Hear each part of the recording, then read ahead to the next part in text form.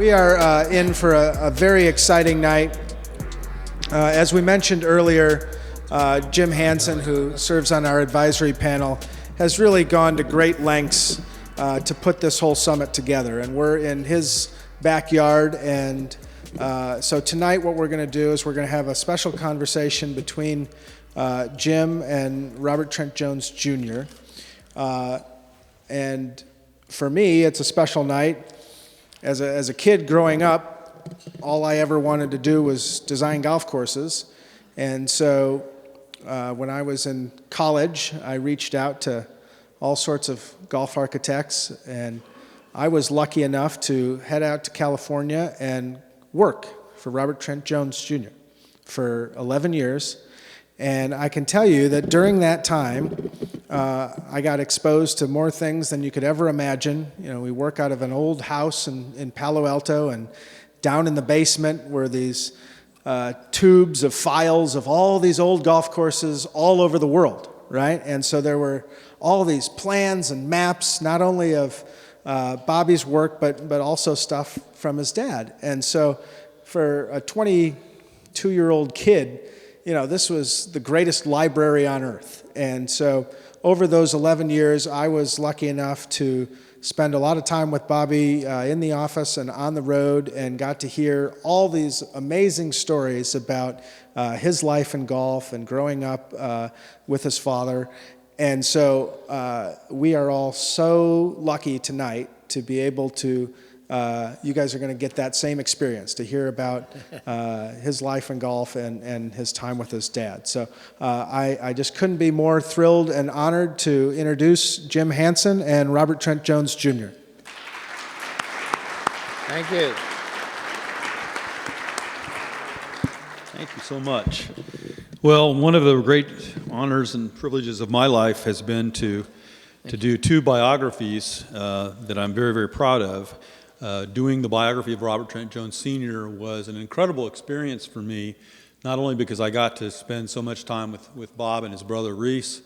Mr. Jones passed away in the year 2000. I'd actually tried to get the book started before he died, and it didn't work out, and it worked out a few years later.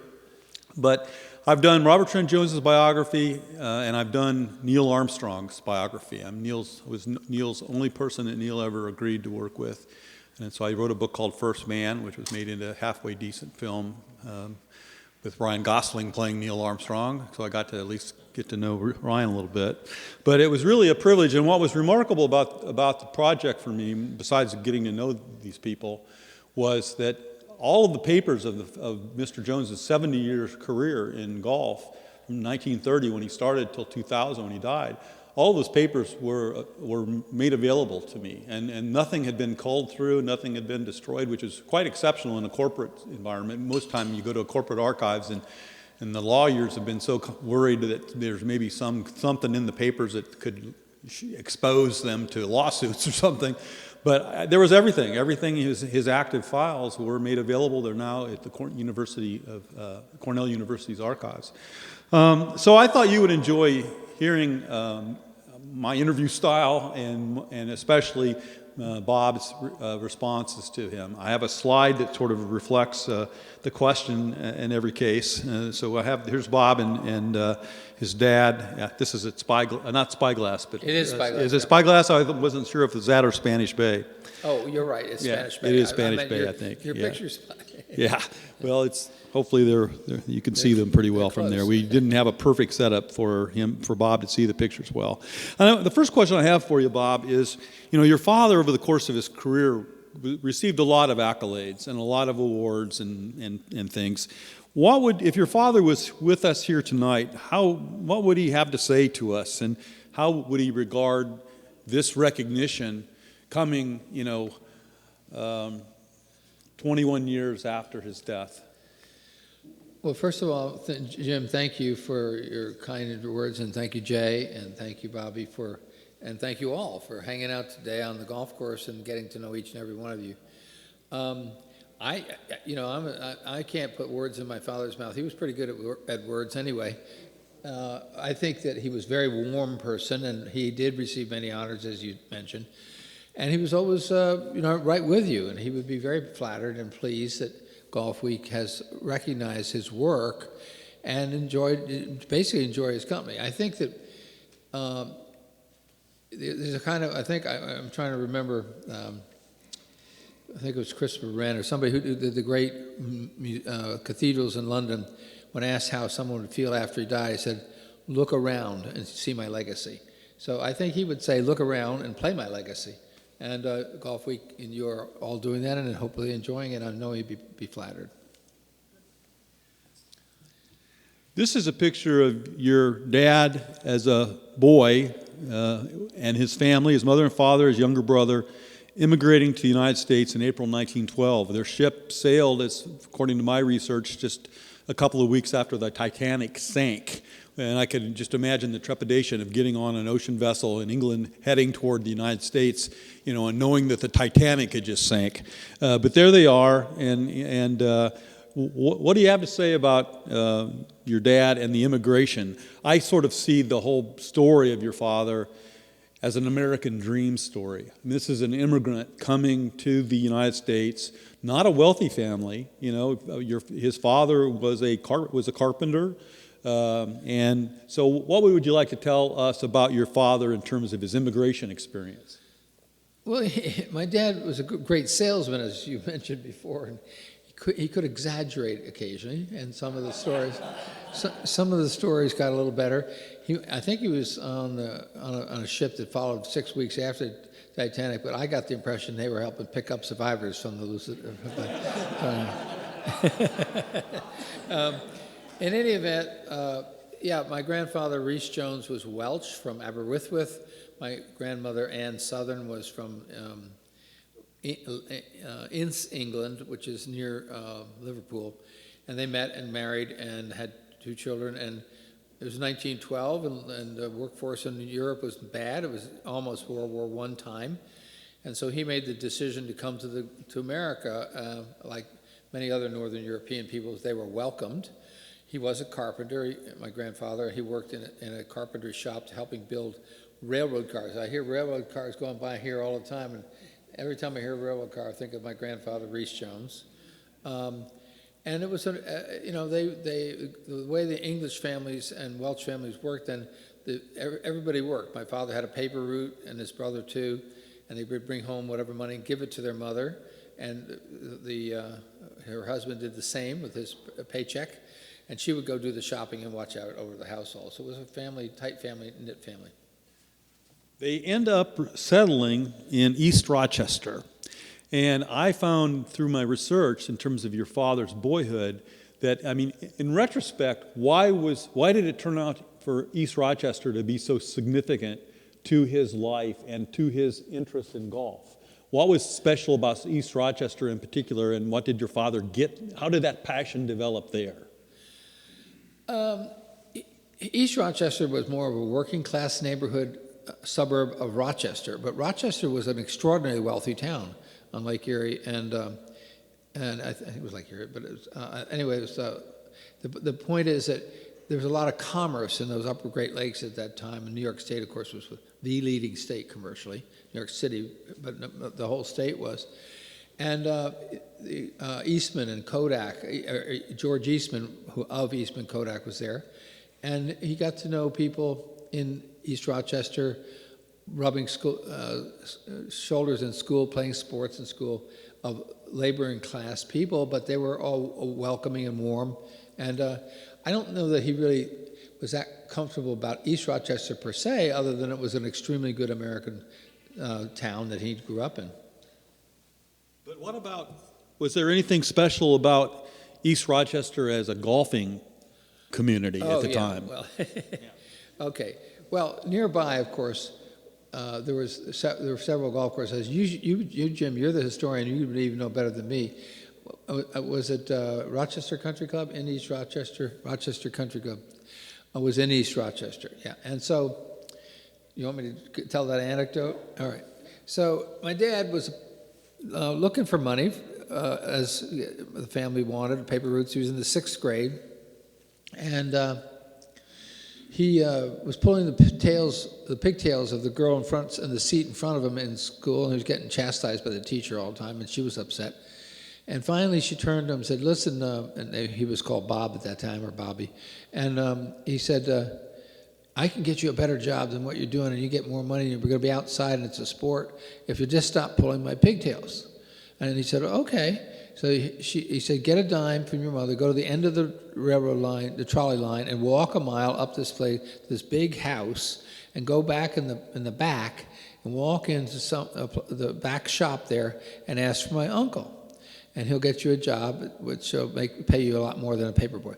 So he went up and he did exactly that. He walked in, and he's in basically a golf shop at the Rochester Country Club. And he turned, and he was there looking up at a 12-year-old boy, and said, "I'm here because I'm the." "Oh, you're the." And the golf professional said, You're the young man that's pulling the pigtails of my niece, aren't you?" And now he's frightened that he's going to not get the job. And he said, "If you'll just keep pulling your pigtails, you can be a caddy here." And that man was Walter Hagen. So they had a mischievous beginning. So we've also got in this slide a picture of Donald Ross. And it's my recollection from my research in the book that your father, as a boy, saw Donald Ross building Oak Hill. Do you remember anything from your father talking about? That's the first time that he saw a real architect at work designing a golf course? He said that, and as I said, he could exaggerate. It might have been later in life, but he was ambitious. My father was very ambitious, not only to earn some money for the family, but also to play golf. So first of all, as a caddy, he could play on Monday mornings, as most of the golf courses allowed their help and caddies to play. And he became quite good. You could see from his swing, he got a good swing. And he won a caddy tournament, and they gave him one club. He chose a 1-iron because he could putt with it as well. And anyway, so he was considering golf as a profession of some sort. But he noticed that when Donald Ross came to visit the Rochester Country Club as a golf architect, he walked in the front door. But when Walter Hagen came, he went in the back door. My dad didn't like that. So he was socially ambitious, and it stuck with him. Tell us a little bit more about your dad as a golfer. I mean, he was not just an average good golfer. He was really an excellent golfer. He won tournaments. Why didn't he play professional? He actually played in a couple of professional events. He played in the Canadian Open one year. He played in the Canadian Open. What happened that he chose not to go that direction? You, Jim, probably have researched this better than me, but the family stories are that, again, he was very bright and quick. And because he was caddying for people like George Eastman, he noticed that the caddies would be told, in those days the courses were not very well kept up, especially in the rough. They were really high fescue grasses, and nothing like the manicured courses of today. And if George Eastman hit a golf ball in the high ref, he would give a hold of a dime and say, "To the boy who could find the ball," and they would roll until I felt the ball, pick it up, and then they would give it away. Well, my dad did that for a while, and then he realized that the ball was worth $1. So he'd find it and say, "I'm sorry, Mr. Eastman, can't find it," mark it, and after the match, he'd go back and get it. So he was always thinking entrepreneurially, even as a caddy. But he also was very bright, and eventually he won a tournament and had some other success in the, I think, Rochester Open, which had amateurs and professionals, and just anybody. It was open to any player, and that distinguished him. And so people were asking him if he wanted to be a golf professional, and he did actually want to be one. So he won this tournament, and they sort of made him at Sodas Bay, as I remember, the golf professional, the greenskeeper, and just kind of general manager, all in one job. Yeah, that's the next slide. Okay. Here you see Sodas Bay Heights on Lake Ontario in upstate New York. In August 1925, at age 19, your dad had enough reputation as a golfer to be invited to play an exhibition match for the opening day of the Sodas Bay Heights Golf Club, which had just been established as a 9-hole course. And after that match, the club offered him exactly what you just described, a job as club professional, greenkeeper, and manager, all in one. How did that position at Sodas Bay become so important to him really pretty quickly in terms of some of the people that met him that helped him up to the next step of his career. Well, this era was way before social media, way before iPhones, way before anything. So a golf club was a social meeting place, and of course the rich of that community were there, and they had people who worked for them. But being America, there was a less line drawn between the exchanges, and he got to know some of them, and they realized he was quite bright, and not just a guy that wanted a job to make a living to help his family. So one man, Mr. Beresford, was a graduate of Cornell University, and although my father had not actually finished high school, he was working, he kind of offered him the opportunity to go to Cornell University. You might say it was on a personal scholarship. There weren't scholarships offered for anything in Cornell at that time. Cornell University, as Jim can explain because he's a professor and knows all this, is a state university and a liberal arts university. Maybe you could explain that, Jim, what that means. Well, yeah, my understanding is that one of the members at Sodas Bay who was a Cornell graduate and had connections with the school approached the dean, a couple of the deans, the dean of agriculture and the dean of engineering at Cornell, and told them about your dad and that he had a goal to become a golf course architect. He had not received a high school diploma, and so to get admitted to an Ivy League school was a pretty special thing. So they admitted him to take special courses, to take courses he thought he would need to have, agronomy courses, civil engineering courses. Speech was one of them he talked, and he had to, the marketeer, he had some speech training. Here you can see him. He actually got to be a member of one of the fraternities, so he was considered one of the guys. I'm not sure, I've sometimes speculated in looking at this group picture, I wonder if his fellow students actually knew about his special status at Cornell. I don't think your dad would necessarily go around telling people that he's there under these conditions. They just treated him like one of the other fellows. So that was a period where the Greek houses, the fraternities, were where you lived, and they were separate entities from the university itself. There were people who were at the university, but they functioned in their own way, independent of the university. So Mr. Beresford was a member of Delta Kappa Epsilon, and so he got him a place to stay. Mr. Beresford, in effect, funded my father's education and his tuition and residency while he studied these special courses. So in the academic times, and please, Jim, correct me if I'm wrong, or add anything you want. At that time, when you went to a Ivy League school, which Cornell was, or any other legitimate institution, they would offer you, do you want to study arts or engineering? And he said, neither one, and they were upset. And the person matriculating him was not on, what do you mean? Well, what do you want to work toward a degree? He said, I don't want a degree, I want knowledge. And I said, I want to take a course in agriculture and turf manage or something like that, let's say from the ag school, and I want to take public speaking from the art school.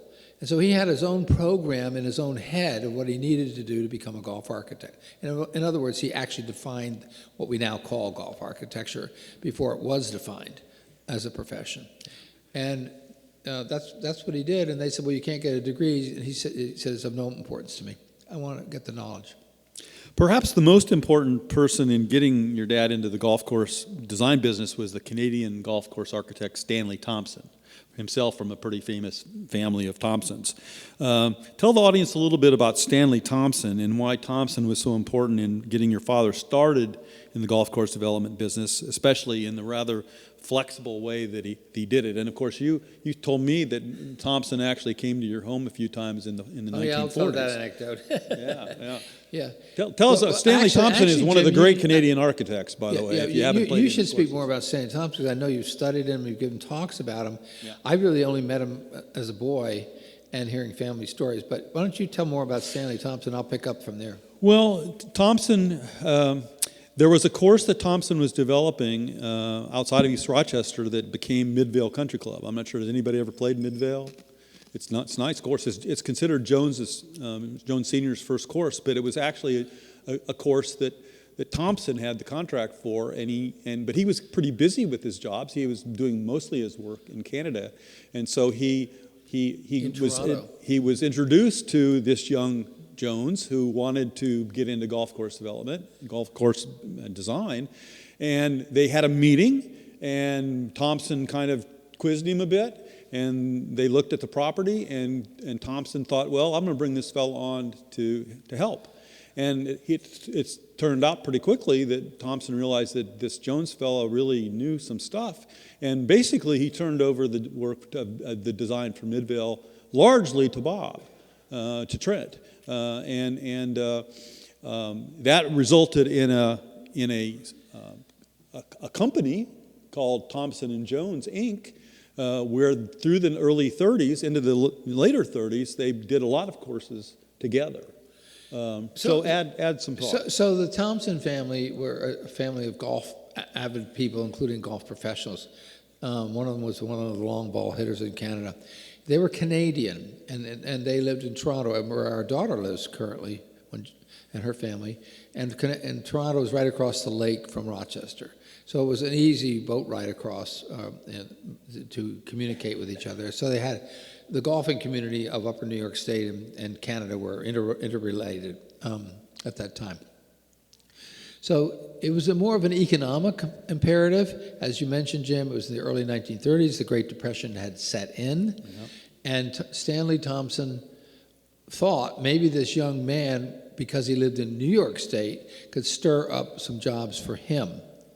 And therefore, it was kind of an alliance of convenience more than it was a professional alliance, because both of them were suffering and both of them were struggling to find work of any kind. Yeah, say a little bit more, if you would, about the struggles that your father would have faced here he is trying to become a golf course designer in 1930. I mean, it's like the worst possible time you could try to do it. I have one of the materials that I had for the book were the love letters that your father wrote to your mother. I'm going to show you a picture of her in just a second. But he talked a lot about the struggles. I mean, where sometimes he didn't have enough money for more than $1 or $2 of gasoline. He maybe could only eat 1 or maybe 2 meals a day. It was really a pretty hard time for him. Did he talk much about that when you were boys? Yes and no. He did not want to. Remember, he's dealing with the elite of business, and they were established people. And my father wanted to be with them or be part of their team, did not want to be seen as someone who needed to socially, he wanted to be their equal, basically.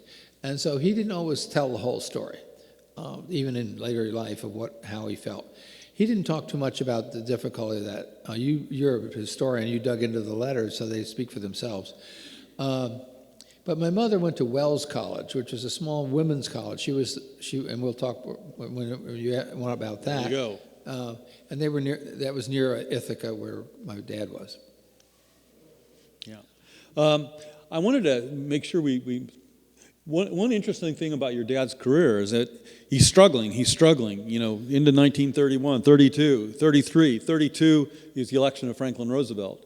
The New Deal programs come along. The state of New York is very active in New Deal progressive legislation, creating civil works, civil projects, WPA, kind of CCC stuff. Your dad actually does some, in a sense, I think one could almost say he was able to survive because the government programs came in at that particular time and invested in just like park development or highway development, they were also helping to support the development of golf courses. So your dad, the early part of his career, he was lifted up by that government support. Yeah, I think that you've nailed it, Jim. That was the most significant, the CCC and the WPA and the parks emphasis on it, in my personal opinion, was maybe Roosevelt's greatest decision. And he was a New Yorker, so he tried it out in upstate New York. And my dad was able to persuade people in Rochester that he had gone to Cornell to study parks development and get a bureaucrat essentially to hire him, but not until he could embarrass him in the newspaper through a friend of his who said, this golf course, they don't know what they're doing, sort of thing. Anyway, it was very hardcore times. But if you think about WPA and CCC labor, they built many of the great parks and their lodges throughout the entire nation. Even in Kauai, Hawaii, there's one that's there now, and that was a territory, not a state even. So the federal government was doing something very significant. They were funding people to go back to work who were destitute, but they were doing it in a parks way. Now, why is this significant? And I'm an American Studies major, so they took these people who were not prepared for war, and they literally put them in work camps, building things. And when World War I came, they were ready. They had been trained by living together as men in work camps for a whole decade. So we were a lot more prepared for World War II against the Germans and the fascists than people realized due to CCC camps. But in the meantime, they were building parks, and it was very physical and hard labor. Yeah, that picture in the bottom right is a CCC group at work on a construction of a golf course. This is the picture of your mother again, Ione. I want to say a few things and have you respond. Ione Teff Davis, she came from a pretty well-to-do New York City suburban family. Her father was an executive with New York Bell Telephone, so she had a pretty nice background. Your father was blue-collar background. Their courtship, from what I can tell in the love letters between them, and there's over, 200 or so love letters that I was able to look at. The courtship was very difficult, and it was like her father, Ione's father, did not want his precious little daughter to marry this Jones fellow who was designing golf courses of all things, and it was like he wouldn't give permission to his daughter to be married until your father could prove that he could actually make a living off of his job.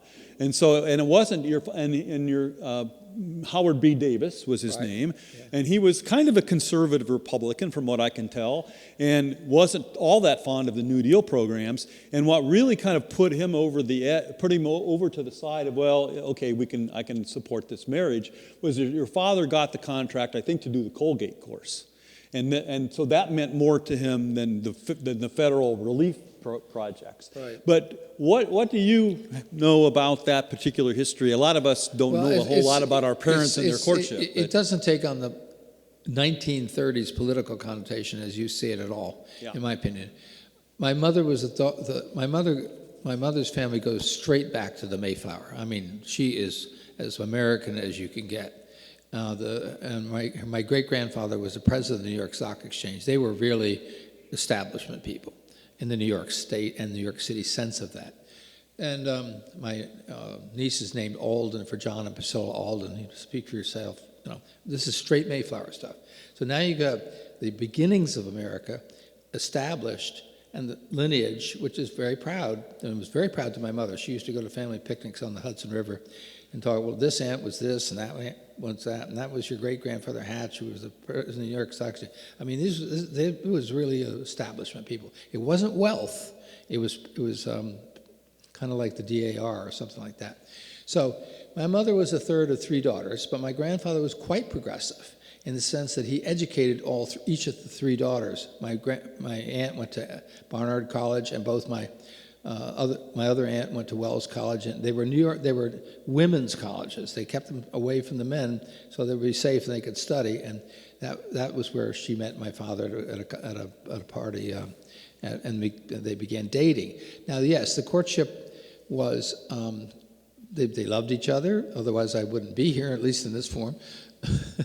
And they eventually did get married, and that was good for me and them, and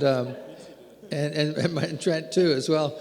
So, but it is true that my father, in those days, to get your father's permission as a daughter, and you would ask the father to take the hand of his daughter, and he was reluctant because he didn't think he had a real job. Now, my grandfather was a mechanical engineer. He too had a scholarship to Yale University from Cincinnati, where he grew up, from the Tafts. So he didn't mind the fact that he was a hardworking, didn't have a lot of money. He just wanted to make sure he had a real job to support his wife and whatever babies might come. That was what I just want to underscore that this, talking about your mother, is not a footnote or an aside to the story of your father's career, because she ends up playing a really important role in his career. I mean, we've heard from Bobby and from you about the marketing abilities of your father, but wasn't your mother in many ways a better business person than your father was? And how important was she to his business as it unfolded in the coming decades? Well, they were a team. I remember growing up that after we lived in Montclair, New Jersey, where my grandfather, her father, lived, and had retired from New York Bell Telephone. And because the New York Bell Telephone, when they retired, they gave you a free telephone. That means you didn't have to pay for the phone. When we wanted to make, well, not me, but when my father wanted to make long distance calls, he'd go there because it was cheap, like zero. And so they were very careful with money, even in my memories. But I think that my mother was, as you say, a businesswoman, but my grandfather was a businesswoman. They just made the checkbooks match. And my dad was out selling. He was the greatest of salesmen, believe me. He could sell an ice cube to an Eskimo. He could sell almost anything. But he did it in his own warm and friendly way, but he was extremely bright, and he could read a room. And he knew who had money and who didn't and who might actually do the job, and he'd focus on that person. My mother, on the other hand, focused on the bills. And I can still remember at Baltusrol, my mother would push him to make the last agreed upon visit Baltusrol and other places, because my dad kind of moved on. When he'd done his creative thing, he really didn't care about the details at the end. He was already on to another project in his own mind. This is much later than the early days you're talking about. She said, you got to go get that, you got to go see those people. Oh, I don't know, Mr. Fisher, the golf pro, doesn't like, he thinks the course is too hard. You got to go. So I remember her pushing him to go do that, which she agreed to so that she could get the check, some things like that.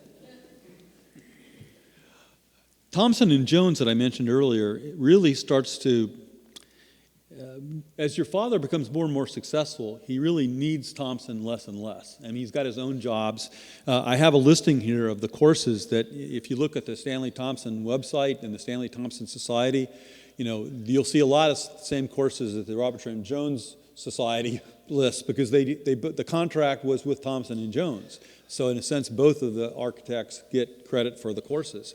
There's some interesting issues about who did what where. I mean, I did an article some time back about your father's role in the routing at Capilano, and some of the Canadian historians don't want to hear anything about that. They don't believe it, but the evidence is there that your father did have a role in that. But by late 30s, Thompson had gone to Brazil for a few years to do work during the winters. He wanted your dad to go down there with him. He never did. His business was developing. So I thought we should at least put some closure to the Thompson Jones company. Am I explaining it correctly enough? You actually know a lot better than me. I wasn't born yet, but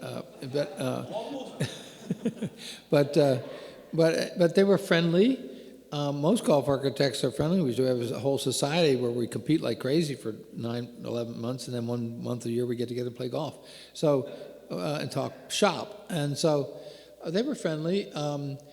You, I think, elaborated that in your book quite well. And I know that you have researched both histories of the two of them. So there might have been some. The whole idea of who gets credit. In the end of the day, maybe they both deserve credit for what they did. Yeah, I agree. Oh yeah, one thing later. Trent just reminded me that when I was a boy, Stanley Thompson later on, and this was like say 1949, 50, he would come visit, and he was very warm and also a great salesman in his own right. And he would come visit and stay in our house. But in those days, you would travel from, say, Toronto, and you would stay in someone's house. You didn't go to a hotel. There weren't very many good hotels in small towns, and they were too expensive. So he would stay in our house. And when my mother heard that Stanley Thompson was coming, she would always go to where my father didn't drink hardly at all, but my mother would put away the sherry and the silverware, because every time Stanley Thompson came, both disappeared. I wanted your reaction to this slide. This is actually one of the courses that he started to work on and then sort of got stalled and then came back to it later was the course at Cornell University, where he had been a student. But my question, I mean, you can comment on his connection to Cornell that goes beyond him being a student there, if you like. But I wanted you to comment on his drawings. I mean, do you consider your father, look at the different positions. This is like could have been a green at we played today. This is a green at the top that shows the different pin positions that you could have, and that you can see the tongues and different parts of the green complex. But was your father an architect? What would you say about his drawings and how he went about depicting and composing, I guess, Right. the green complexes in particular? There are two kinds of drawings there. One is a plan view from the air, which we call a layout, and that shows his vision of the shot-making alternatives that's in the strategic school as opposed to penal school. Penal school is British, and if you miss a shot, you're in a bunker you can't get out of, and you have to play sideways. The strategic school is you have different options of playing around the hazards that are confronting you to get at the flag, and so to get at the green and ultimately the hole. So what he's doing is he's showing different options, which was traditional at that time. A lot of the architects such as Tillinghast, Ross, and Mackenzie, who were well known, would do layouts with multiple ways to play a single hole. But what my father did is as Bobby Vaughn said earlier, he taught me to sketch. He took art at Cornell, and he said that and public speaking were probably more important than anything. Agronomy was important technically, but he could hire that, or he could collaborate with others on that. But he said, Bobby, and he would teach me to sketch, and we, on trips together or whatever, we'd just sketch. And I'm lucky, and when I took my SATs, I have the gene. I got 99 percentile in spatial relations. I got maybe 89, 90 in math, and I got 78 in English, with which I thought that was good. My mother said, work on your weakest subject, and she tutored me in philosophy and English hardcore, so I could even go on. So, but the spatial relations gene, you either see it or you don't. We see things in the alternative. I'm looking around this room, I'm seeing you at all tables, but actually I'm saying, oh, that table could be over there by that exit, and maybe this person sitting in that angle could be sitting like you are. I see this as figures. I don't see you as people or straight lines or like these lines. Most people tend to see things in a lineal sense. That's why most buildings are square or rectangle. My dad and I both see things as flowing, as you mentioned. And so he would say, nature abhors a straight line. Why should we build square greens? If you see some of the old greens by McDonald, and they're square. Why were they square? Because when the greens mower was finally invented in the early 20th century, people would walk 30 paces by 30 paces at the end of the fairway to cut the fairway down in the British Isles to a shorter height, and thus they were square. Now that's considered some sort of a great design. I think it's awful, frankly. I think it's unimaginable. I mean, it's a target, and it's some people. I shouldn't say it's awful. It's an art form of another era. Let's put it that way. And whereas he would say, let's be much more creative. We start with a convex line. You go to a concave line. You go to a convex line. You go to a concave line, and we talk about the silhouette of the background of the green. Then within the green, he would use tongues and diagonals and different angles. In that sense, he was following more Mackenzie than anybody. Donald Ross was pretty repetitive in his designs. I grew up on a Donald Ross course. I still remember the decks within the greens at Montclair Golf Club. And so on.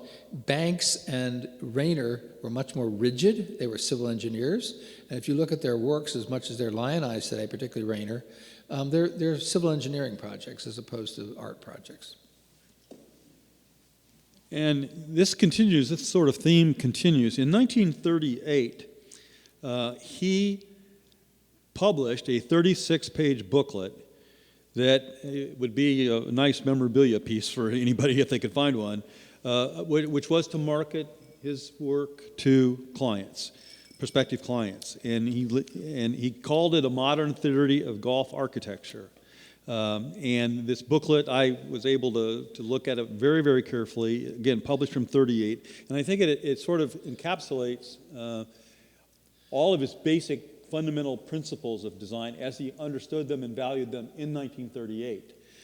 What was his modern theory of architecture, and in what sense was it modern? I think you've already started to answer that. Yeah, well, that's an essay question, and we don't have time for that. But I do want to say one thing. This book was a collaboration between my mother and him. My mother was a English and philosophy major. She was when my brother and I needed to have our papers, she would review all of our high school papers, and she wrote as much of this book as he did. It was his thinking, but she put it into legible, clear English. He did the drawings, of course, but it was a real collaboration. And so they were already working together, as husband and wife, as business people or professionals. So anyway, his philosophy of the modern game had not really developed. It really doesn't develop until post-World War II, in my opinion. You can see inklings of it. It tends to talk about what others were doing, and then it begins to become, he's more in the school of, as I said, strategic.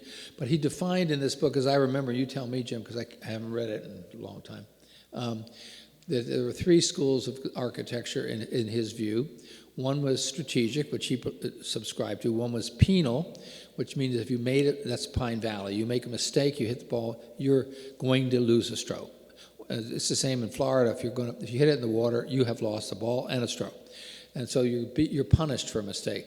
Strategic, you may hit it in a bunker, but if the bunker's shaped in a certain way that you have the skill and the courage to hit a long shot out of it, you can recover and maybe even get all the way to the green.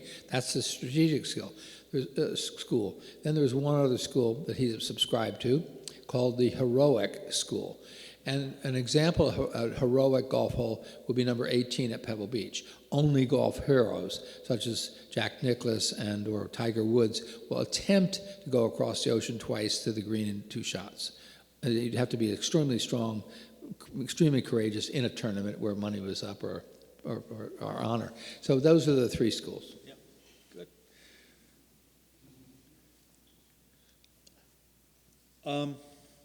This is just some pictures of him. I guess I did want to ask this. Well, maybe I'll wait till we talk about the courses in the 50s. You were saying post-war is really when it crystallizes into... late 40s. Yeah, and so I want to make sure we leave knowing what you believe are the basic elements of his design.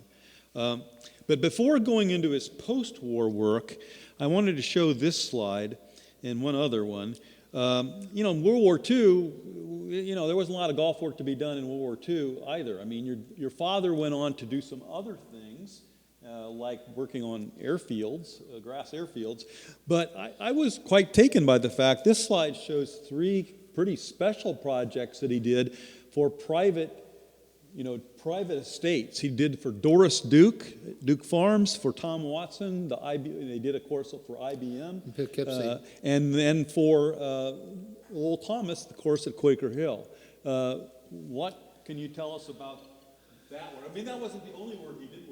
Might have been the best paid work he did in World War II. Well, complicated story. First of all, he was older. He was 38 or 9 or 40, and he was not drafted. But he was given a commission, so to speak, to be attached to the Army Air Corps. And he was instructed to help because he was an agronomist. He could go into he had agronomy knowledge and earth-moving knowledge by the people in charge. I think it was a Colonel Blake, as I recall, to build civil airfields for civil defense. Remember, in World War II, in the beginning, I remember as a boy pulling down black curtains in Montclair, New Jersey, and air raid sirens would go off almost nightly. When I was very young, I didn't know what it was. All I know is my mother turned off all the lights and read us, my brother and me, short stories. As the war progressed, we were getting older. My brother's a baby, but to keep us quiet. But anyway, there was a landing by a German submarine in Long Island. I mean, the government actually did fear that we would be attacked once we declared war on the Germans, and so he was attached to build civil airfields, and not unlike this table, very elongated, long thin fields so that planes could land, civil planes that would maybe would be used by the Americans, who are mostly away at war, to repulse any possible German invasion. So that's what he did. Well, if you'll think about this fast forward in the 50s, where do you think he got the idea of the runway T? He was making runways. And why was that important? Because he saw the idea of the game getting both shorter and longer due to the equipment, but he already had the technique down how to actually make them. And he also saw the idea that they could use a gang mower, which now the equipment is getting better post-World War II. Remember, there were no there were no bulldozers until after World War II. They were tank tracks. They had used steam shovels and horses and other things to build golf courses pre-World War II, pre-Depression World War II. And very few things were built in that long period of time, but the advance in technology for building things happened in part because of World War II itself. So that's where he gets the idea, and he applies this knowledge to what we call golf architecture, and it's unique. It was the first time that it had been done. I lost track of the question, but what is it? But I think his real work began after post-World War II. On into the post-war period. These three courses. Yeah, he did work for them on minor at Poughkeepsie because Mr. Watson wanted his laborers to have some recreation. That theme, by the way, goes through American corporate life. Century World, which Jay was. Do you want to, also in the war context, do you want to talk about the West Point course at all? And what was done there? I do. That's an Thank you for interesting reminding me. story. So after it became clear that our fortunes in war had changed, and there was the Battle of the Bulge in 1944, and we were winning the war. We had attacked Normandy on June 6, 1944, and the war was going our way. He was called to West Point, and he was told they didn't need any more civil airfields, but they wanted him, since he was attached to the Army Air Corps. There was no Air Force at that time, technical division of the government, and they said, well, we've got all these German POWs here at West Point, and they're bored, and not only that, we need them something to do. So why don't you lay out a golf course, which he did. And then the German POWs built it until the war ended, and there were only 12 or 13 holes, and they went back to Germany, and that's the way it stayed till Congress appropriated the remainder of the money in 1958. So the German POWs built the West Point golf course. What's your reaction to this picture? You were born in 1939, your brother in 1941, I guess. This is from 1946. You're with your grandfather. Right. What was your childhood like in Montclair? Well, I was a lot closer to my mother's father. He was also a mechanical engineer, and so he was pretty strict. He was a great athlete. He'd run in the first Olympics in Greece. But he didn't have any money either, so he had to shovel coal on a steamship for Mr. Grace's steamship to get himself to Greece and ride his bicycle up and sign up for the event, which was a 220 and 440, or as we would call it, 200 meter and 400 dash. In 2004, in his honor, I went to the Olympics in Athens and went to those two events alone, and I'm proud to say that on the podium, first, second, and third, there was an American flag. Yep. Now, here we go into the important post-war period. In the years after World War II, your father's business and reputation really began to soar in relation, I think, to three projects in particular. In 1948, the design of Peachtree Golf Club in Atlanta in collaboration with Robert Bobby Jones. In 1949, with the building of the Dunes Club in Myrtle Beach, back when Myrtle Beach had hardly any golf courses. And then also in 1949, when the USGA, under the leadership of Joe Dye and the leadership of Oakland Hills Country Club, their secretary, a man named Big John Oswalt, that club near Detroit hired your dad to do a redesign of the Donald Ross original South Course. Ross had just died in 1948. All three of these projects were huge for your father. How did these three courses, what do they tell us about his career and how his design principles and approach has now changed in some respects? Is that fair to say? Well, Yes, every artist's worth of salt grows and changes over a long period of time. And I would say that true golf architects are artists as well as sports people and sportsmen and women. And post World War II, there's been very little golf building of any kind. There was an enormous opportunity. We were absolutely dominant in the world. The Americans had won World War II. And we were a big and vast country, and there was a sudden sigh of relief. And people went out and enjoyed themselves, as they should. If you're a boating person, you got a boat, went sailing or in a little boat or a motorboat. If you're this new sport of skiing, that was suddenly a bit more popular in Bosques and western Massachusetts. Yeah, and Colorado was still not up to speed yet, but it was getting there. And if you were a golfer, the very elite game of the 20s now gave way to a democratic game where more people wanted to try it, so on. But still, the people who built golf courses built them for their fellow businessmen. In the case of Peachtree, it was a group of people led by John O. Childs, and Bobby Jones, of course, was the main man of Atlanta, always, and one of America's great heroes. And he'd done Augusta, but which almost went out of business in the Depression. And so he asked around where all the golf architects were. Well, by that time, Tillinghast had died, Mackenzie had died, Donald Ross was in retirement. The great architects were not active. And they asked, well, where are the new ones? And everybody said, there's this young man named Bob Jones up in New Jersey, New York, and we wanted to try him. And that's how he got the actual introductions. Now, at Myrtle Beach, that was not intended to attract necessarily private clubs. It was really a resort course. And so that's a change in thinking about what a golf course could be. It's a destination resort to have people go to the beach and play golf. So he did these new courses, and they were very popular, and they were very big and strong, and they were not weak golf courses. I want to save the discussion of Oakland Hills to a next question. I wanted to show you this slide. This is a pretty famous slide. Shows Bobby Jones on one end and Robert Trent Jones on the other, and some of these other Atlanta business types. This is them walking Peachtree. What was the relationship between your father and Bobby Jones? It really kind of started here at that particular time, right, with Peachtree? It did. What did it develop into? And hadn't Bobby actually brought, even before Peachtree, slightly before? I'm sorry? Hadn't he brought him into Augusta? Hadn't Robert Tyer Jones? No.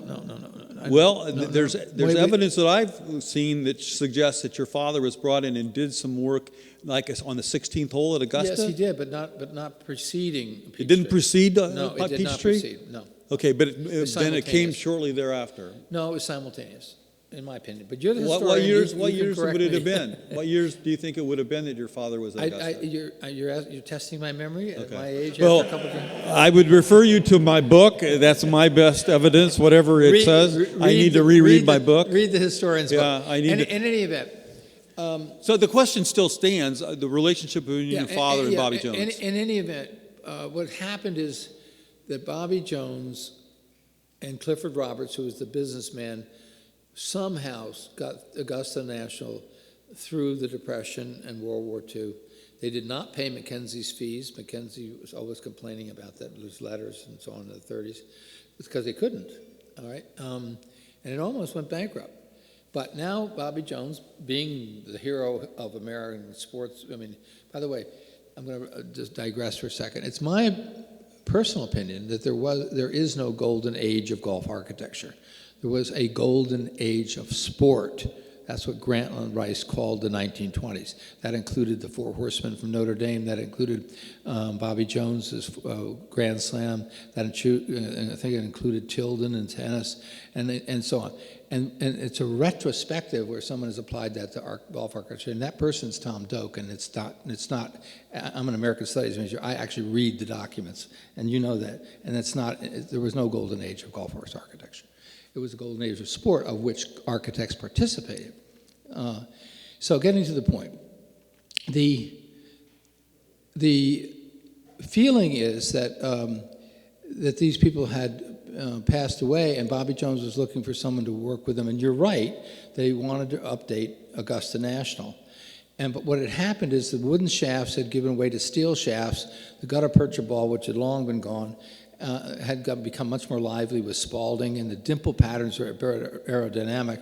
And so when Jones and his friends like Tommy Armour and others played in the Masters in the 30s, the bunkers were in one place, and they were in play in this beautiful thing called Augusta National. But now when they played post-World War, they were not, and he wanted to update the course. So that starts the whole remodeling, and there's a big difference between renovation and remodeling. Many courses need renovating because they were let go, or parts of them were let go during the Depression and the war.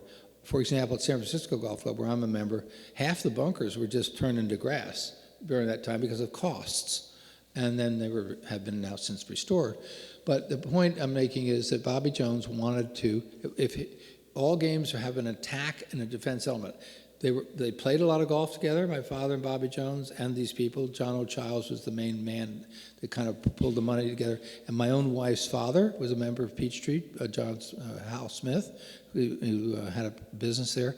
And Peachtree became the kind of inland Augusta, and it's big and strong and bold and uses water holes.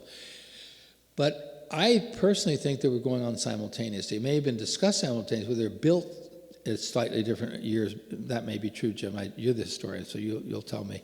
But what he did is change number 16, and that's a key thing. Yeah. Well, maybe I'm pushing this argument too hard, but I think it's worth making. Augusta, over the years, since the late 1940s, when that redesign was done, certainly of 16, it's like Augusta doesn't want to credit your father for even being on the course. I mean, well, I don't there's nothing in any of the literature related to Augusta that I've ever seen that suggests your father had any work to do at all at Augusta National.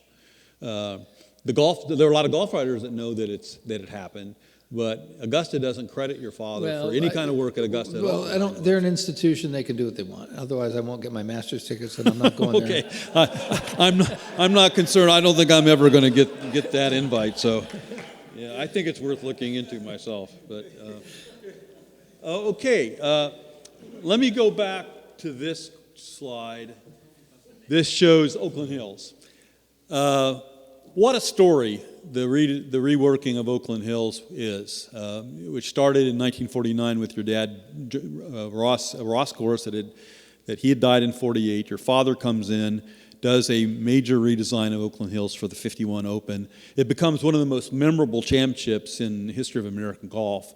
That Ben Hogan wins at, I think, 7 over par. He shoots 67 the last day. There had only been one other sub-70, which was the par. Your dad changed cut 2 par 5s to par 4, so it was playing 6,900 par 70. It was a monster. This is where the source of the quote from Hogan, "I brought the monster to its knees." And supposedly when he left the 18th green one day and saw your mother, you can confirm whether I'm telling the story right, said to your mother on the way back, if your husband had to play the golf course as he designed, you'd be in the soup line or the bread line or whatever. That's all true. My mother told that story many times. Yep. So why is it so important to focus on what your father did at Oakland Hills? Does it become a paradigm or the paradigm of modern championship golf in the 50s, starting in the 50s? So I wore this tie as an honor to Joe Dye. This is the official USGA tie. Without the United States Golf Association and Joe Dye, my father's career would have been completely different, if even successful. So simultaneously, while Bobby Jones was trying to upgrade Augusta, the United States Golf Association was choosing open sites, but they were outmoded from their point of view to test the greatest players of mostly the United States, but beyond that, foreign people, particularly from the UK or South Africa or the English-speaking countries, who, if they could, would travel to play it in an Open. The purse wasn't that big, but they wanted the Open Championship was the championship. Remember now, England was destitute. Even their Great Open, as they now call it, the Open, was a pretty minor tournament in terms of the participants, and there was no prize money. So the United States Open was the tournament. So he was chosen by not the USGA, but Joe Dye would whisper in the ears of the potential venues that if you really would like to host an open championship, you might want to get Trent Jones to help you. And then together, Joe Dye and he would talk about certain, very technical. It'd be like the first violinist talking to the second violinist. It was very technical, you know. And so he did change radically and update Oakland Hills and other courses for U.S. Open Championship. It's true that the professionals who had played much different courses were not happy. What didn't the pros in particular like about what he had done? Did they? I mean, describe briefly what he did do in terms of bunker play, getting rid of Ross's bunkers because they were too. He bracketed the bunkers on either side.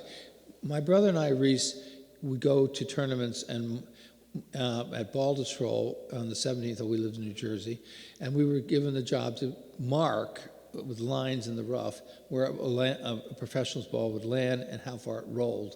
And one of his key people, a man named John Smizer or Bill Baldwin, would mark it on a sheet. And he was measuring the actual distances in championship conditions, and then he would bracket the bunkering around those conditions on a still day on a flat site, not factoring in the weather or the setup of the day.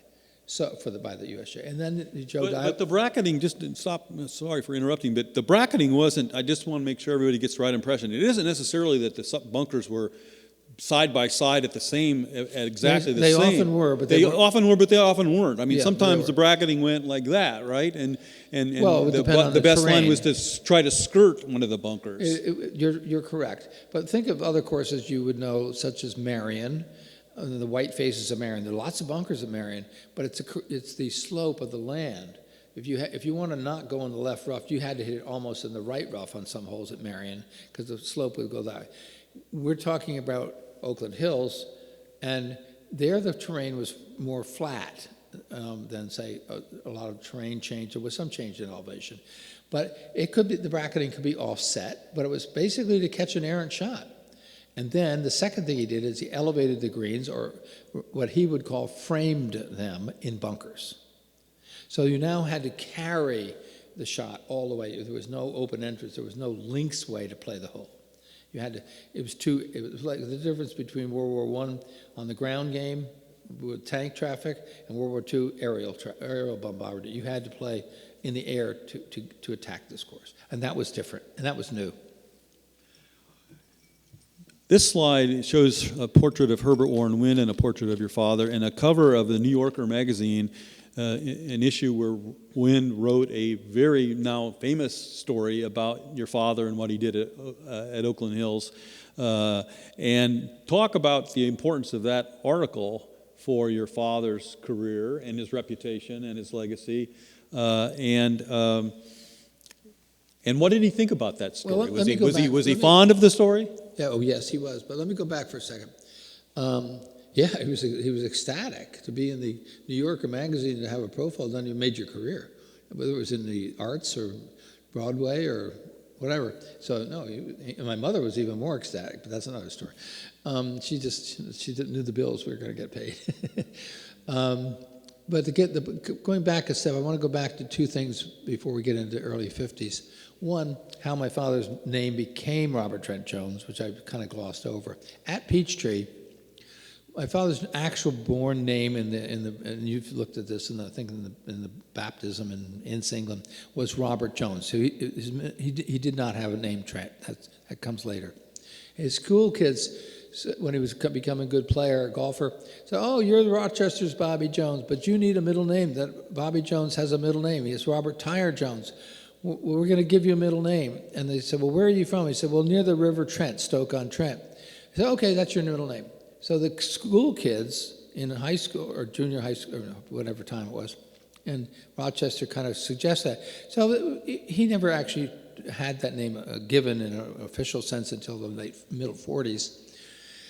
So when Bobby Jones was in Peachtree, they would say, "Hey, Bob," and both people would look at, say, the man calling over, "Would you like to have a bourbon and branch water," or whatever they were drinking?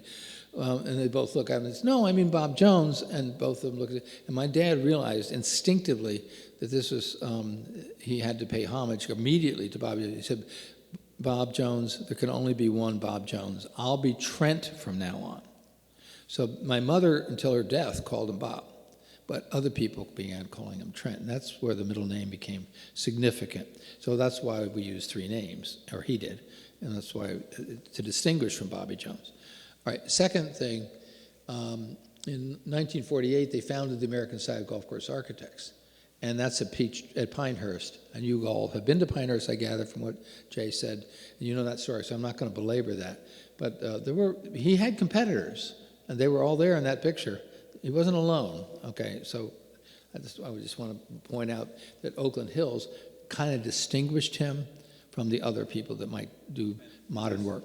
And then this article by Herbert Warren And Wynn the article really was the article by Herbert Warren Wynn was because he was a great writer. He also was a Yale graduate, and my mother liked that, so it was good. Yeah. Well, here's a slide that shows 5 courses that your father did work on for the U.S. Opens in 54, 55, 56, 58, and 62. Baldus the way you just told us about measuring the distances, which apparently your father had been doing back even into the 30s at some tournaments. But he becomes the Open doctor. Was that a mixed blessing to be called the Open doctor, or was it an altogether good thing from his point of view? Great thing. It was, I think it was Will Grimsley of the Associated Press who gave him that name. It's a press point of view. And as Bobby said, my father was a salesman, and if he could be the Open doctor, man, of course, if you wanted an Open champion, you might not get the nod, but a lot of people got a lot of remodeling work on courses that never got an Open. Yeah. So he was selling. This caption is a little bit wrong, but putting the 3 slides together isn't wrong. I wanted to feature Firestone, Spyglass, and Hazeltine. Hazeltine, of course, does have an Open. Your father does have to experience and respond in some respect to a lot of criticism that develops. I remember looking at some of the comments from Nicholas about Spyglass, for example. And of course, the infamous comments by Dave Hill.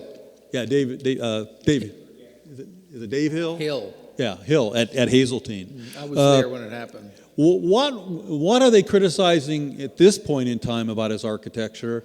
And do you feel like it's that any of the complaining is justified? Was justified at the time? And how did he react? I mean, they called him the architect the pros love to hate. Did he think that was good for business? Yes, he did. It distinguished him from others. And all sport is tension. That's why we watch it on television. We want to see a World Series where the Atlanta Braves are, beating up on the Texans, especially since the Dodgers beat the Giants, and on and on it goes. It's all about tension, and now it's entertainment on television. But in those days, television was black and white. It wasn't that big a deal.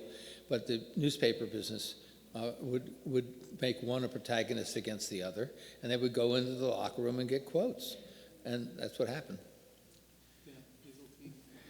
Here's a picture of you and your brother and your dad at... Before you go there. Sure. Since you're on Hazeltine. Yeah, Hazeltine. Here you go, back. I had now kind of segued from my father's work. In fact, I had my own company in the early 70s doing the work in Asia Pacific, where I was more interested, and he was more interested in Europe at the time. And we had a good relationship, and we professionally and remained personally good throughout his life. And as you know, we spent time together in his old age, and he was complex but very good, and particularly here on the trail, where I had no participation design-wise, but we helped him with financial issues and other things, and found Alan Davis, who was then working at Mackay. Now, why is Mackay? Mackay is the golf course in Princeville that actually made my reputation, independent of him, although I had done other work under his banner, as Roger did all his life. I'm not quite as humble as Roger, so, I like to fly my own flag. So anyway, getting to the point, I want him to see this work. He had And he came to look at it, and we went out and saw 9 holes. It's a 27-hole golf course. And he suddenly got a telephone call, old-fashioned telephone call, from a reporter saying, Jack Nicklaus has said your course at Hazeltine is unplayable and it's blind. And we were having lunch, and I wanted to show him the other 18 holes. Bobby, get your bag, we're leaving. We left.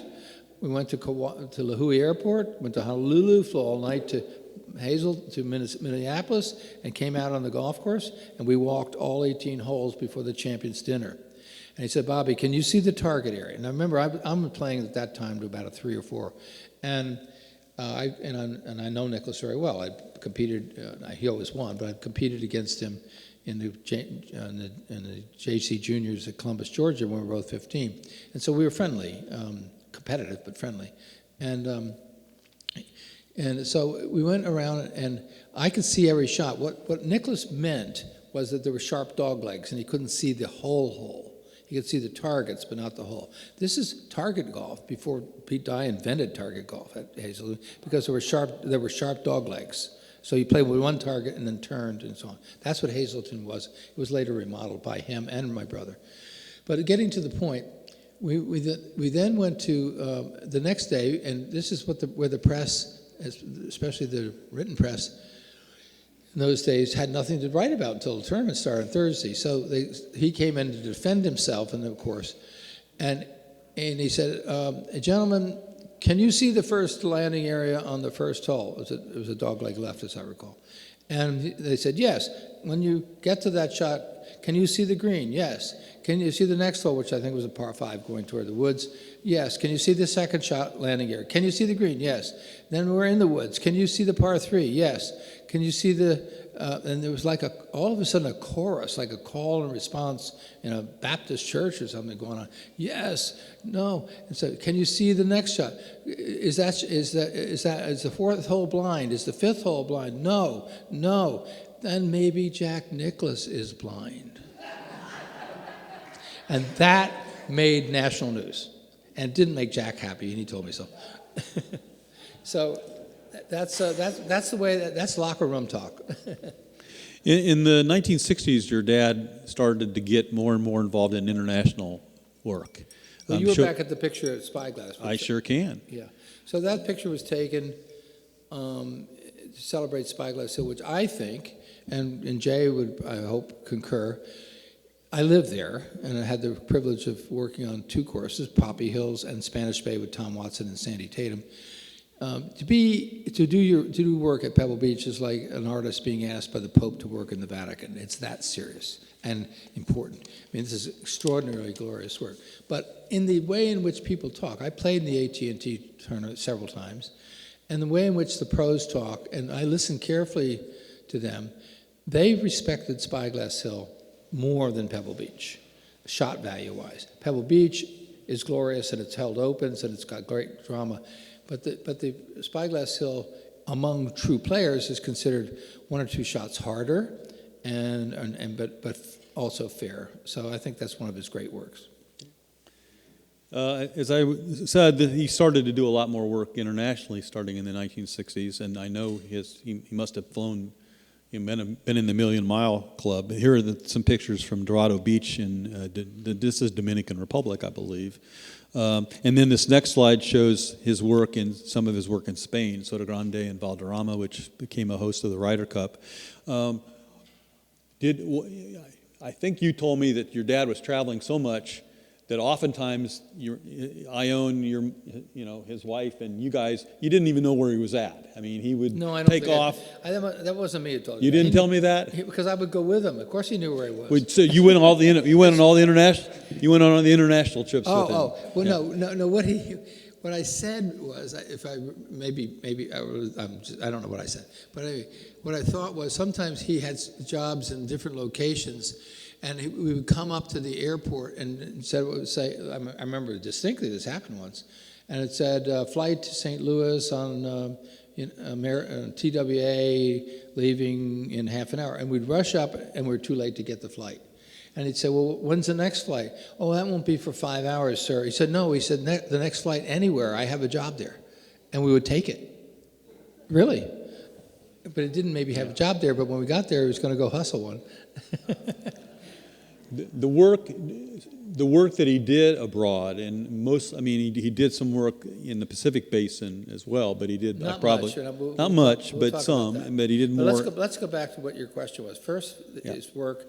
He's European, Yeah. and he likes to be in Europe. And what basically changed that whole era was the jet plane. All right. Before it was prop planes and very long and tedious and somewhat dangerous sometimes. And of course, and the devastation of the war and the rest of the world was still apparent. America was thriving, but it took a while for particularly Great Britain and France and Spain to come back. They were poor countries.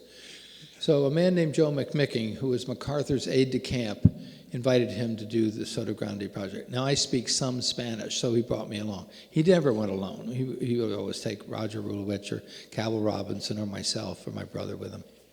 All right. Good. We didn't want him to get lost.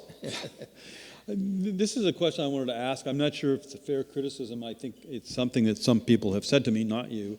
But by the 70s and 80s, your dad was, if you look at the number of courses and the number of projects he's involved in, he's doing a lot of work, and he's got more resources assisting him, I guess. But do you think he got too busy at one point? Did he always pay enough attention to every one of his courses, or did he sort of, again, show up and do the important things and sort of leave a lot of the work for others to do? Or how would you describe that? Well, I wouldn't describe it quite that way. I didn't think so. all golf architecture is collaborative. And we depend upon our aides, such as Jay. We depend upon bulldozer operators called shapers. We depend upon the client, who has the money and the land. And usually it's quite a dialogue, would you agree, between all of those people. So, yes, he had a lot of work, but yours truly and others, we're filling in where we needed to and taking the lead where we had to. Okay. And then he might be very focused on a project he really liked, such as the Aga Khan's project at Costa Smeralda in Italy. And it would be, and I was with him one time in Japan. He did two courses in Japan, Karazawa 72, and one very good course in the Philippines. And he said, Bobby, you take care of Asia because I don't like the food here. So, okay. Yeah. That's the way it worked. Yeah. What brought the family together for this particular event at Cornell? Oh, that was a very big deal. Here's the immigrant, as you said earlier, who has made good for Cornell, and was educated in part at Cornell. And trying to remember the president of Cornell's name.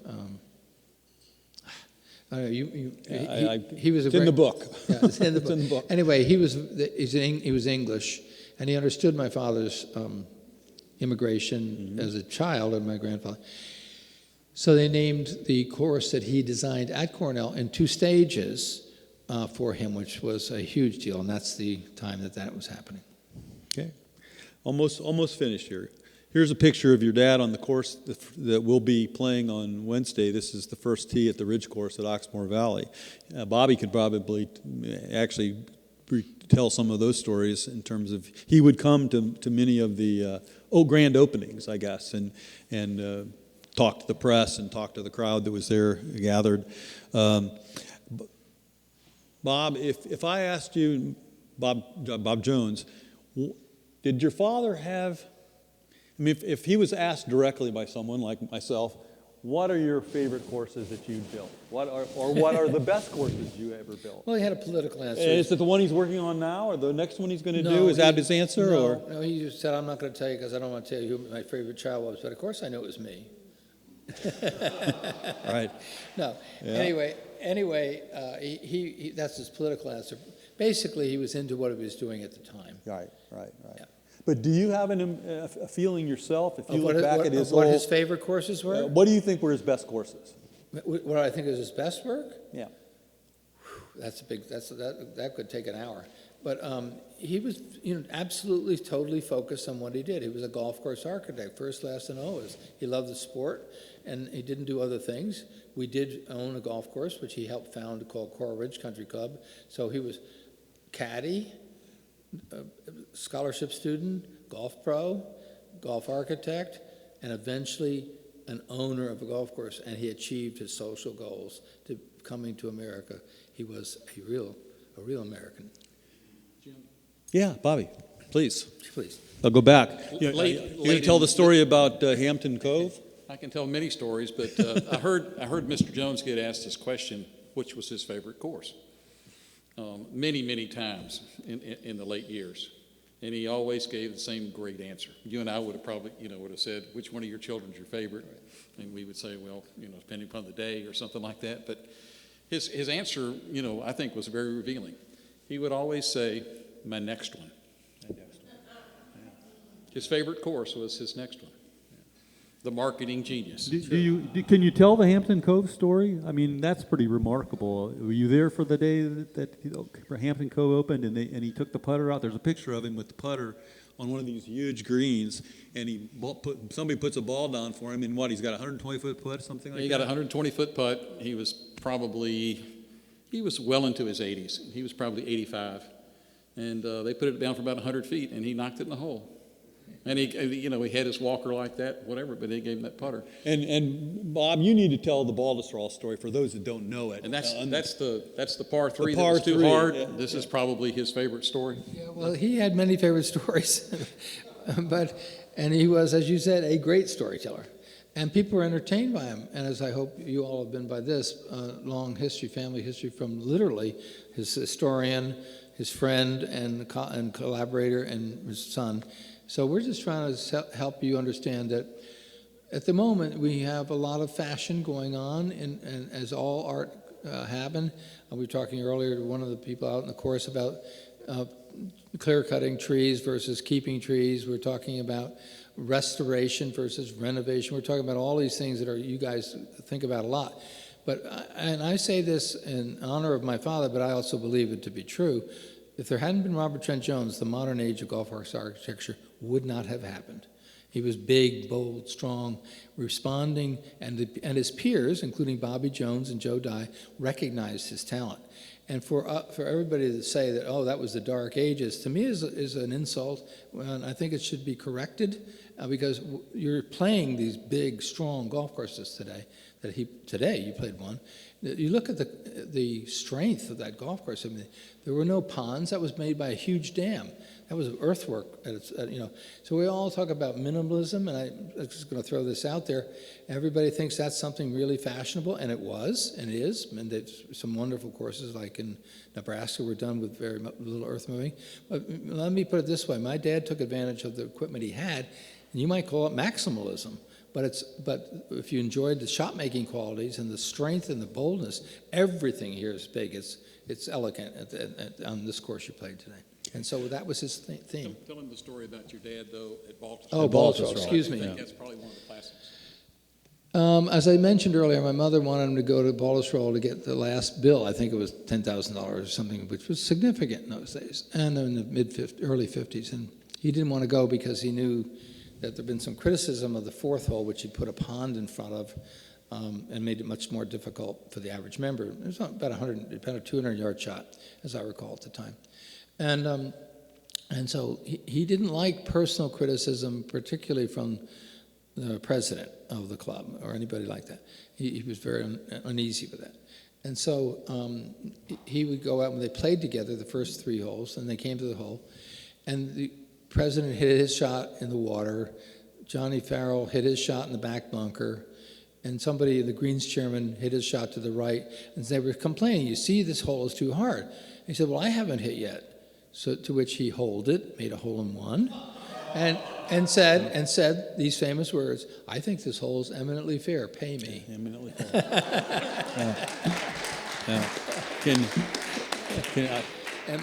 By the way, my mother... That was such an amazing story. It. I had to do everything I could to confirm that was true. And everything I found said it was, in fact, a true story. So, I mean, incredible. Do you think... I have this slide. I've used it for other purposes when people ask me, well, what are the basic elements of Jones's architecture? But my question is not that. My question is, do you think that when people are looking now at his courses, and that includes Raters, I'm putting us right square in the middle of this discussion, do you think that we've stereotyped his courses? into his courses are this. His courses are runway tees. His courses are the kinds of things. I mean, not that these are not true pretty much of his courses, but do you think when people are looking at some of the greatest courses, I mean, when you look at courses like Peachtree or Spyglass, and Point of Woods up in Michigan, do you think that the courses are really kind of being misunderstood by today's raters? I stereotype? I don't know what, I mean, part of this whole program, and I think Jay said, what we're trying to do is, this is like going into the Louvre. We're trying to explain to you a whole wing of the Louvre, which is a certain kind of another era. In the Louvre, you might say Monet, and you see basically all those beautiful works of very light colors and water holes, basically. And then you might go to another part and see Leonardo da Vinci, which started the Mona Lisa. And then you go to another part. They're all great. They're just great in different ways. Great artists make great works, and great architects do too. I don't think we're in a fashion right now of knocking down trees. Well, that seems to be a fashion that started, and who knows how long that idea. Maybe it's somewhat valid and programmatic, but these are a new way of looking at an old sport, 500-year-old sport.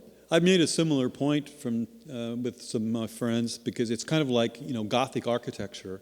The word Gothic was invented in the Renaissance to degrade the cathedrals like Notre Dame or Chartres, because the Renaissance architects were trying to make their own reputation, and they believed they were returning to the classical models of Greece and Rome. So they denigrated the cathedrals of the Middle Ages, and they called them Gothic. They're dark. It's the Dark Ages.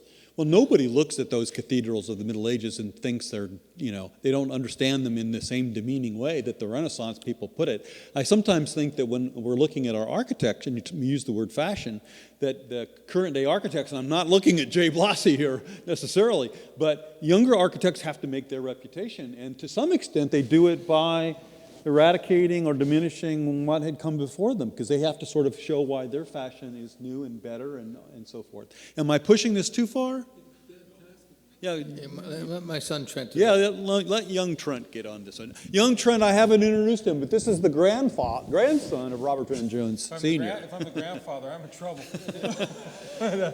I'm glad that you have the microphone to talk about. I'm Trent Jones. I'm Robert Trent Jones III, for those of you I haven't met. And I run the business operations of my father's company. One thing that I think is really notable about this is, and I'm bringing you all into this conversation. I think this is something for you all to think about.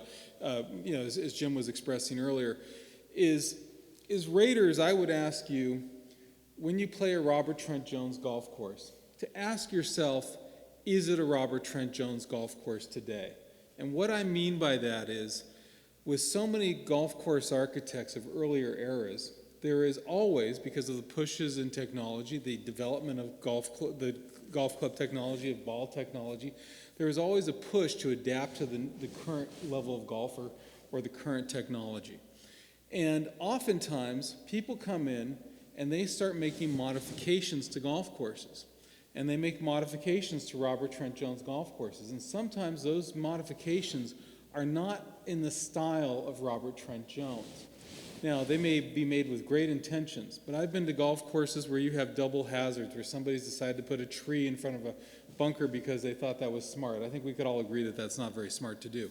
But the key here is that if you play a Robert Trent Jones golf course and it's been properly adapted to modern play, you're going to experience something that's very classic. But he did hundreds of golf courses around the world. And many people have come in and said, hey, I can fix this for you, and I can fix that for you. And over the decades, it changes the character of the golf course. So I would ask you to ask, when you play at one of his golf courses, is it really authentic? Because I think if you find that authentic experience, you're going to find something very special. In the same way of playing an early Ross golf course or a Tillinghast is very special. And I think that's something really to keep in mind. And I'd welcome your thoughts or comments on that. But I think that's one of the things we run into, and I think that's something that Bobby's done a great job. Bobby Vaughn has done a great job of, is that that he brought in Roger Rulewich with my grandfather, who spent decades working with my grandfather and knew how to read his plans. And this, back to this question of authenticity, some of you may know, and Jay certainly knows this, when we design a golf course today, we do all of our finished work in AutoCAD or in some kind of computer-aided design program. If we wish to, we can get down to a square inch level of detail. We don't usually go that far, but we can get that detailed on greens, and we can hand those plans to somebody, and forever they can be replicated because we have that level of detail. But if you look at the plans that Jim had up on the screen earlier, they're just outlines, and they show little hash marks for where slopes are. If you haven't worked with the man who developed those drawings, who didn't have that vision, if you weren't a part of that team, like Reese or Roger or my father or Cabell Robinson or some of the other people, you may not have the context in which to make those judgments about whether or not this is an authentic Robert Trent Jones experience. And that's why when you judge them, I ask you to ask that question. Is it authentic? Because I think if you find a course like Turtle Bay or that has some of that authenticity, you'll find something really special and enjoyable. And I hope that's helpful, and I hope I'm not sounding like a preacher here at the moment, but I think that there's... Before you move the microphone down, which you might want to do, this is my closing slide. This is Bob unveiling his first course in Vietnam, design that started in 2018. It looks like a spectacular site.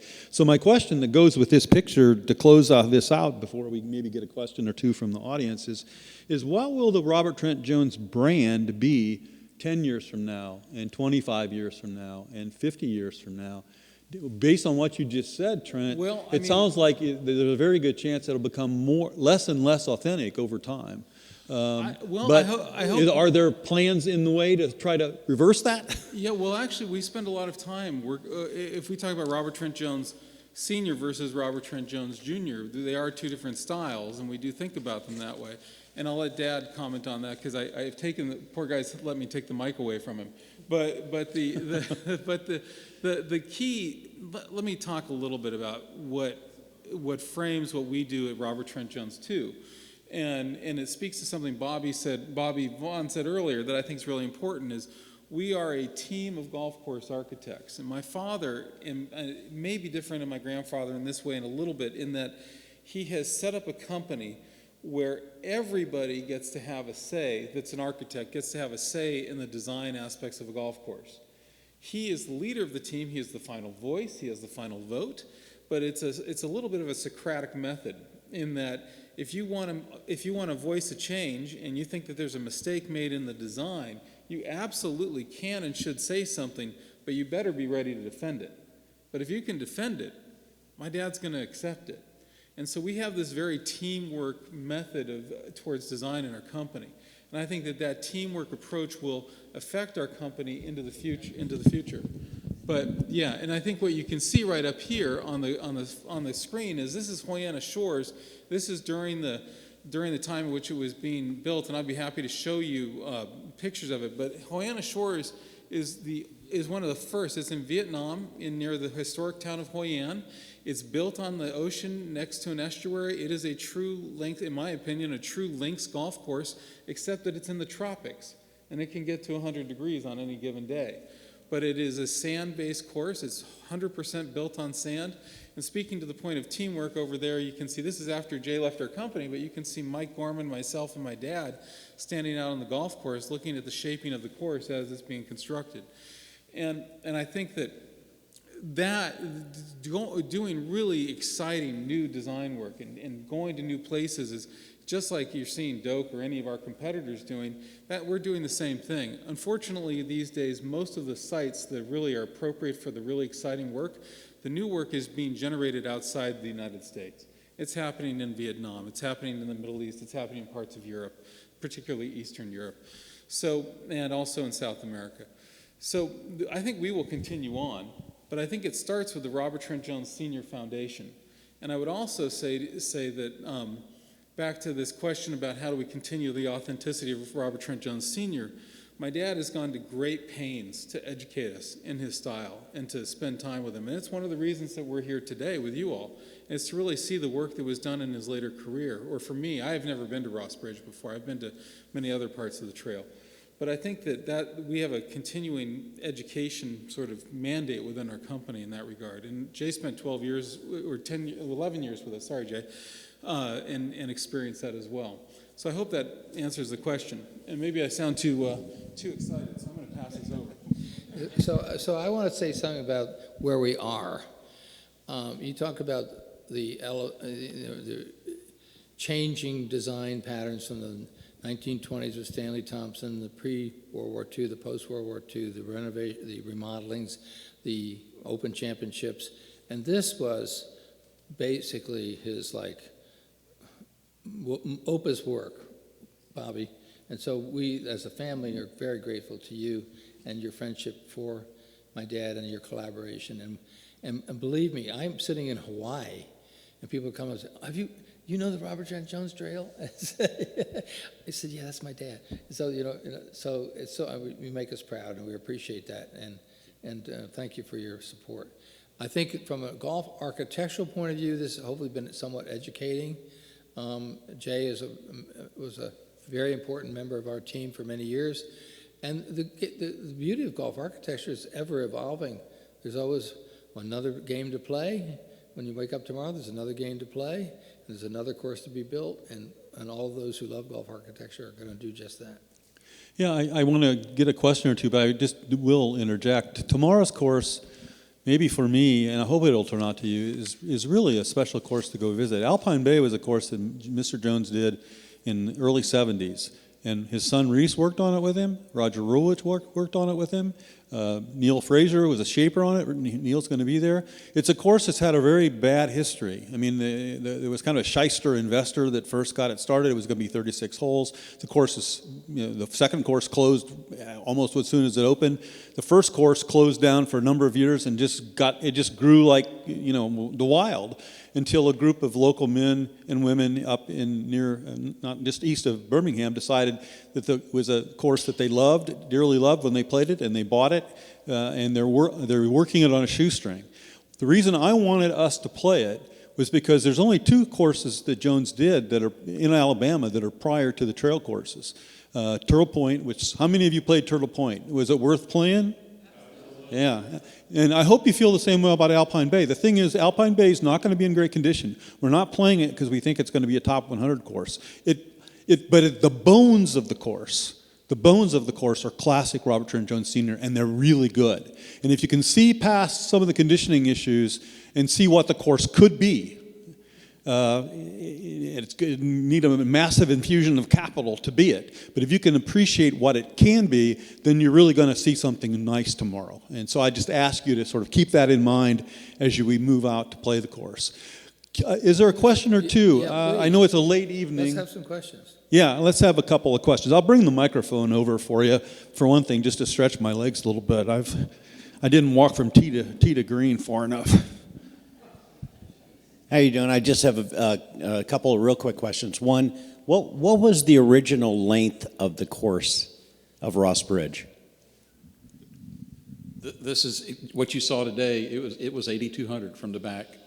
Originally. And it was built in 2001? 2002. Okay, thank you. But again, I mean, the point was not that you want to play it at 8,200, but you want to, one of the things Mr. Jones, I think, was big on was having flexibility in design. And I think he was way ahead of his time here. And he wanted a par 4 to be able to play it at 300 to 500 yards. In other words, whatever. He wanted to be able to set it up different every day because he wanted to make people think. It wasn't about just going out there and using brute strength. He wanted to mess with your mind, and that's how he did it. Thank you. Second quick question is for both of the Jones folks is, other than the Jones family, who do you like as the best designer or architect? Glad I didn't ask that question. I thought mine were going to be ornery. Very easy answer. You just say the guy to your right, you say the guy to your left. That's all. You know, it depends on how I play that day.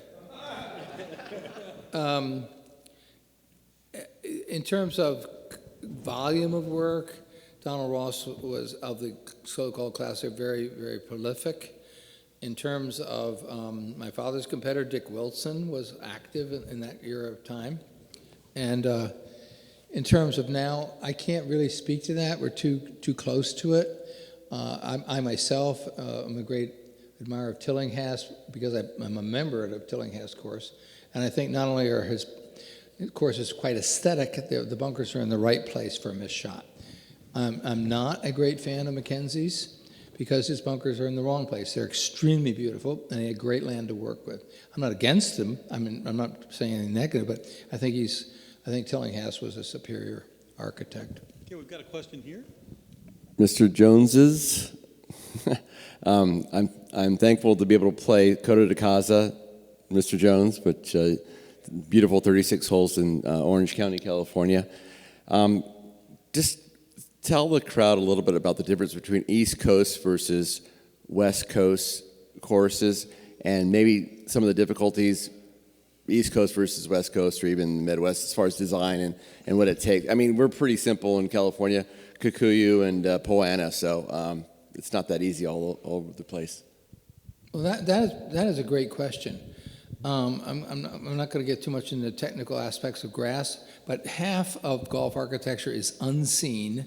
It's the irrigation systems, the drainage, soil mechanics, choice of grasses.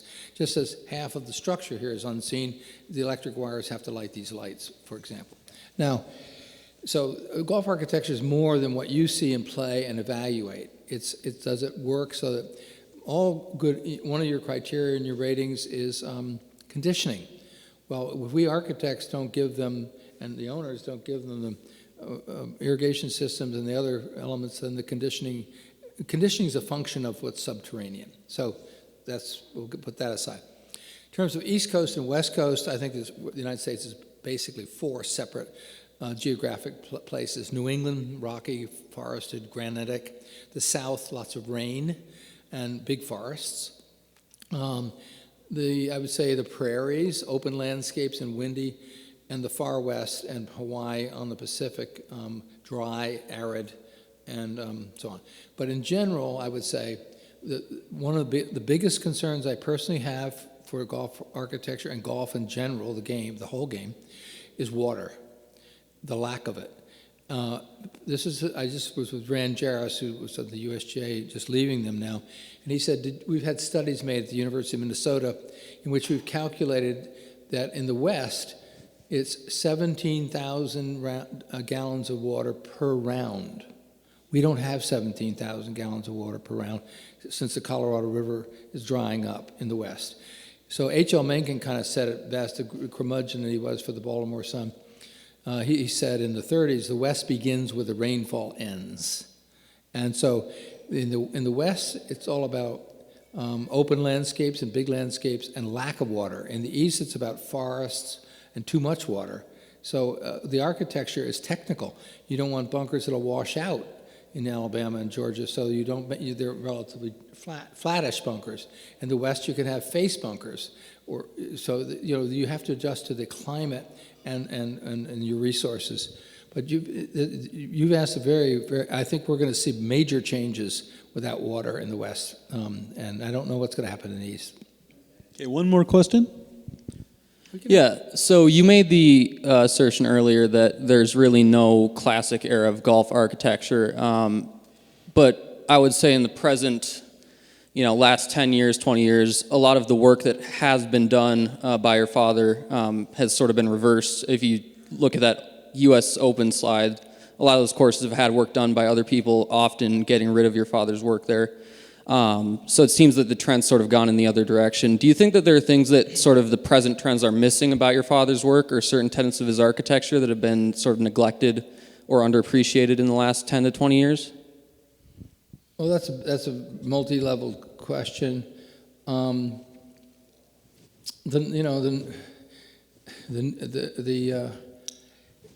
To answer the first part of the question, I'm not against the classic era. It just is a different painting. I'm not against Picasso because he puts noses in strange near ears. It's just a different piece of art, you know. It's just there are different things. But in golf architecture, it can be an art form, or it can just be a field where you play golf. And most of the courses are the latter.